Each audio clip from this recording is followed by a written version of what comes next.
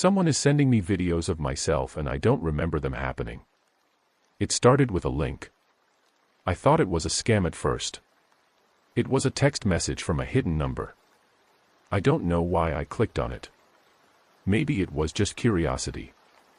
Things that are forbidden hold their own kind of appeal. Like the urge to jump off a cliff when you look over the edge. When I held my thumb over the blue words, the ape urge to leap was stronger than the little common sense I had in my teenage brain.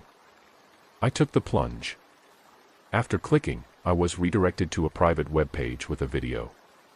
I felt my shoulders tense as I pushed play. I honestly expected some weird sex thing. But it wasn't that. It was me. In the video, I was walking home from school. It was dark, and I could really only make out the shadow of myself. Our street didn't have a lot of lights. I had gotten home late that day because of band practice. I could see my trumpet case, swinging as I walked along my neighbor's fence. I saw myself running my hand along the smooth plastic boards, and then dropping my arm to feel the tall grass that grew at its base. It was like watching a car accident. I was terrified, but I couldn't look away. The video was 5 minutes long. The camera kept on me all the way to my house and up my front porch. I saw myself open the door. Then the footage cut. I showed my parents. They called the police and it became a big scandal in our neighborhood. Everyone was on the lookout for the pervert stalker who filmed kids walking home. At one point we had a chaperone system. No teenager was allowed outside after dark without a suitable adult present. It was annoying to everyone, including me. High school was hard enough, but now I was the kid who made everyone need a babysitter for 3 months. I was not flavor of the week with anyone at school. They never caught the person who made the video. After a few months of vigilance, they stopped keeping such a close eye on everyone. A year passed. The memory of the video started to fade from everyone's minds, even mine. Then, on the anniversary of me getting the first video, I got another link. It was déjà vu. I was a senior, and had just gotten home from a graduation party. I was tired, but when I got the text, I was immediately awake. I clicked on the link faster than I should have. The video was of me at the party. It was taken from behind so you couldn't see my face, but I recognized my shirt. It had the decal for a jazz competition I had competed in. About a minute in, I saw my shoulders shudder and me bend forward. I was laughing. I remembered that moment.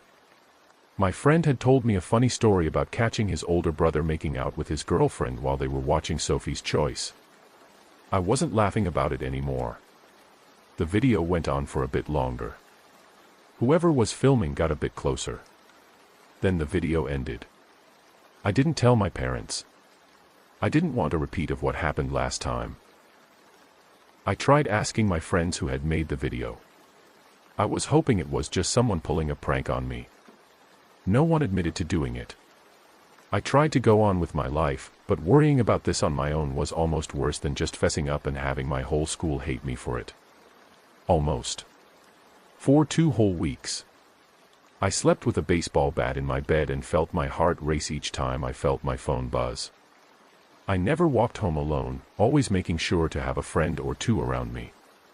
If they thought it was weird, they didn't say anything. Time passed. No more videos came. I started to forget again. I graduated, enrolled in college, and began living on my own. I had concluded that the video was a practical joke from my friends. That decision had dulled my anxiety and allowed me to actually live my life. More time passed, and I was so focused on school, I had no time to think about the videos. That was the past, and it was done. But then the past came back. When I was studying late one night at the library, I got another anonymous text message. It was another video. I told myself this couldn't be the same person. I wasn't even living in the same state anymore. But that same curiosity was there, that same lack of common sense. My thumb trembled with a mixture of fear and anticipation as I clicked the link. The video started. It was me, in the library, studying. Whoever took the video included the wall clock behind me. I had turned to confirm what time it was. The video had been shot 5 minutes ago. I had been alone for the past hour.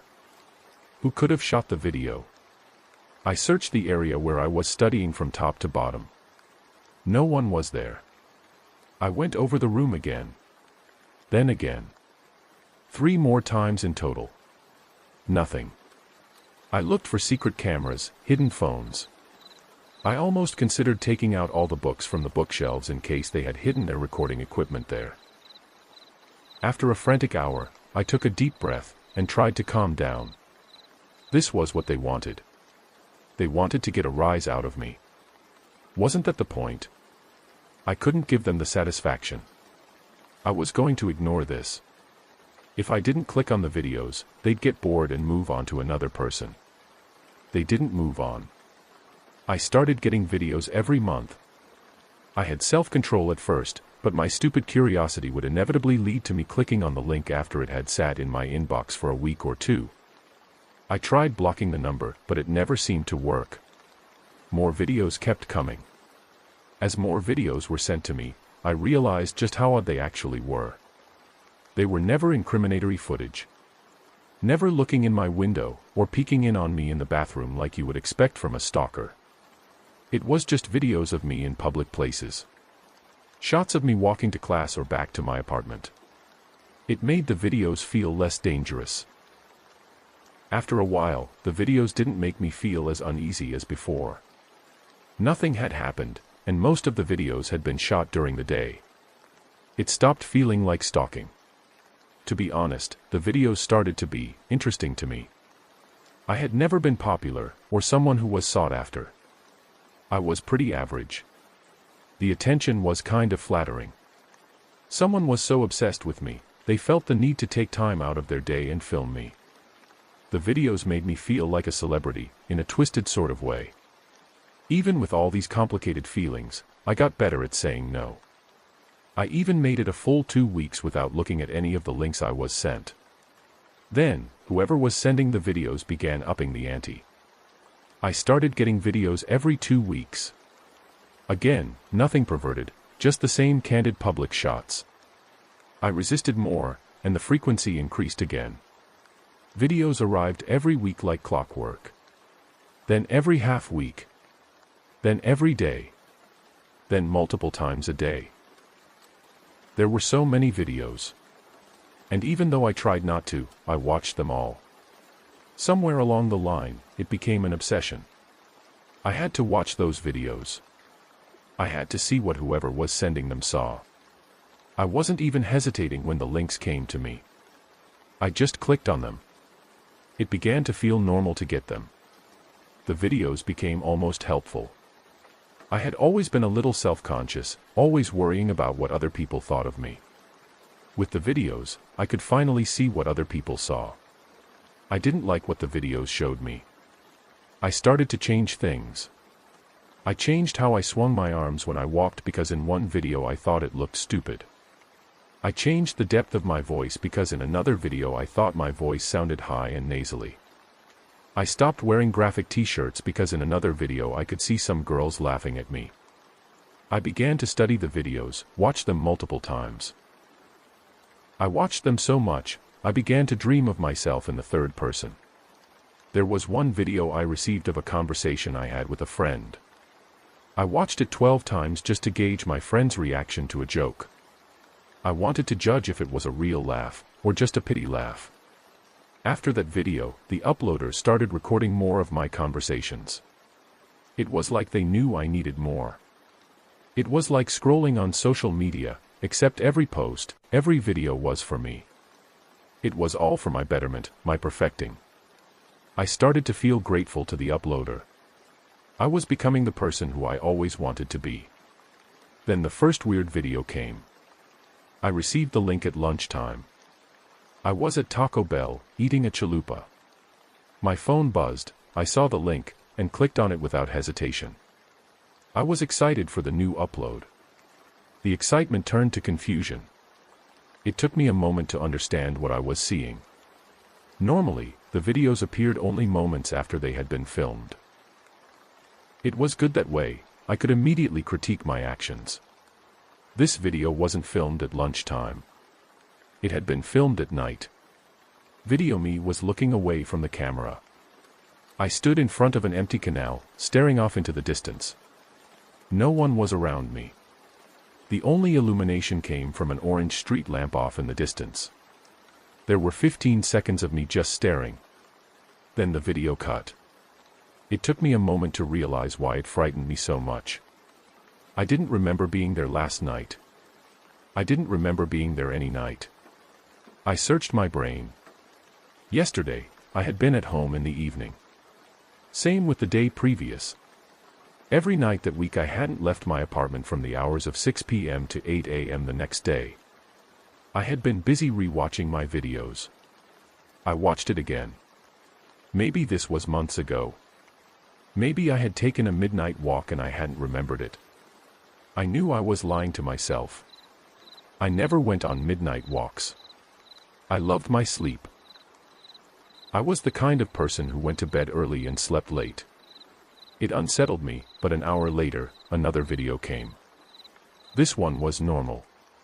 Me, in public, eating lunch. I relaxed. I wrote the weird video off a one-time thing. I forgot all about it and started watching my new video to figure out how to chew like a cool person. Over the next few weeks, more weird videos showed up in my inbox. These uploads always showed me in out-of-place locations at night. I didn't recognize any of them. At first it was just train tracks, dark roads, forested areas. Then I started showing up in abandoned buildings and in people's backyards. I never remembered doing any of those things. The honeymoon phase was over. The videos were becoming frightening again. It was Russian roulette every time I clicked on a link. Would it be one I remembered? Or one I didn't? But I kept clicking. I had to have those videos. I tried to solve the situation as best I could. I filmed myself at night to see if I was sleepwalking. I poured over hours of footage, but I never saw myself leave my apartment. My grades started slipping. I felt tired all the time. I got more and more weird videos of me being out and about at night. Eventually, it became a 50-50 shot each time I clicked the link whether the video would be one that I remembered or one that I didn't. I kept pulling the trigger. I couldn't stop. I thought about telling people, but I was afraid. What would they think? How do you even begin to explain something like this? And how was I going to explain why I had let it go so long? I tried to justify the strange videos. Nothing wrong was happening, nothing illegal or bad. It was just videos of me at night. I told myself I was being paranoid about the whole thing. It wasn't hurting me. It wasn't hurting anybody. That made it okay. Right. Then the last upload came. It was at night. I was lying in bed trying to read a book for one of the many classes I was failing. The notification came onto my screen, and I felt a sudden drop in my stomach. I had never gotten one so late before. Not since the first video so many years ago. It looked like every other text in the chain, but this one was strangely ominous. Something about it was different. Off. I hovered over the link for a moment longer than usual. A moment passed. I pressed down with my thumb. I was redirected to the private page. I saw the new video. It was an hour long. I hesitated for a moment, then pressed the play button. The video began with me standing in front of a house with its porch lights out. It was on a dark street in a suburban neighborhood. It took a moment, and then I recognized where I was. It was my parents' house. On the video, I was still for a long time, just looking. Then I walked towards the porch. It was surreal watching it. I hadn't been home in months. Video me reached under the doormat and pulled out the spare key. He unlocked the front door and walked inside. He closed the door behind him, throwing the room into darkness. His shadowy form went into the kitchen and started to search the cupboards. I couldn't tell what he was looking for. He was quiet and thorough. Methodical. He stopped searching, put some items I couldn't see in his pockets, and then went upstairs. He skipped the creaky steps I knew to avoid when I was a teenager. My mouth went numb. He stopped outside my parents' room. He silently opened their door and looked inside. On the video, I saw my parents sleeping. The camera zoomed in on them for a moment. Video me stared at them for a long time. I pleaded silently for them to wake up. They continued to sleep. Video me left my parents and went downstairs, avoiding the creaky step again. He entered the garage and began rummaging around my dad's tool bench. He pulled out a full gas can and set it on the bench. From his pocket, he took a cup and some paper towels. The things he took from the kitchen. He filled the cup with gas. My stomach dropped as I saw Video me soak some paper towels in the gas-filled cup and shove them into my family car's gas tank. He poured a line of gas from the car to the living room. He then poured separate lines to the kitchen, up the stairs, to my room. Still pouring, he made another line to my parents' room. Then he used the half-filled cup to douse my parents' door in gas. He went downstairs again, still pouring. He made a line right out the front door, making sure to douse the welcome mat. He left the gas in the entry hallway and exited the house. I watched Video me fumble with something in his pocket. I saw the spark and the match light up. For a moment, he stared at the house, then tossed the small flame onto the puddle of gas forming around the front door. It only took a few minutes. Everything was on fire. The whole house burned bright, and smoke alarms began to scream out like tortured children. It might have just been my imagination, but I thought I heard my parents pleading over the roar of the flames for someone to save them.